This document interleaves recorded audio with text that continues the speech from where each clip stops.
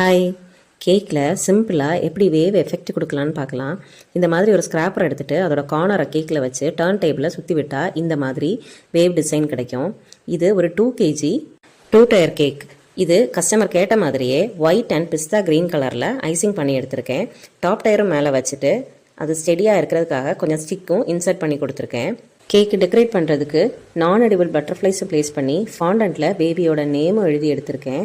கூடவே ஒரு டாப்பரும் வச்சு ஒயிட் அண்ட் க்ரீன் கலரில் சுகர் பால்ஸும் போட்டு கேக்கோட கேப் எல்லாமே ஃபில் பண்ணி எடுத்தாச்சு. ரொம்ப சிம்பிளான ஒரு 2 டயர் கேக்கு கம்ப்ளீட் பண்ணியாச்சு. நெக்ஸ்ட்டு ஒரு கோகோமெலன் தீம் கேக்கு. அதுக்கு லைட் க்ரீன் கலரில் ஃபுல்லாக ஐசிங் பண்ணி எடுத்ததுக்கப்புறம் ஃபாண்டன்ட்டில் இந்த மாதிரி கொஞ்சம் ப்ராப்பர்ட்டிஸ் எல்லாம் ரெடி பண்ணி கேக்கில் ப்ளேஸ் பண்ணி கொடுத்தாச்சு. இந்த கேக்கில் கஸ்டமர் கேட்டது மாதிரியே அவங்க பேபியோட ஃபோட்டோவை கேக்கோட டாப்பராக ரெடி பண்ணி அதையும் ப்ளேஸ் பண்ணி கொடுத்தாச்சு. இந்த வீடியோ பிடிச்சிருந்துன்னா லைக் பண்ணி சப்ஸ்கிரைப் பண்ணுங்கள். நெக்ஸ்ட் வீடியோவில் பார்க்கலாம்.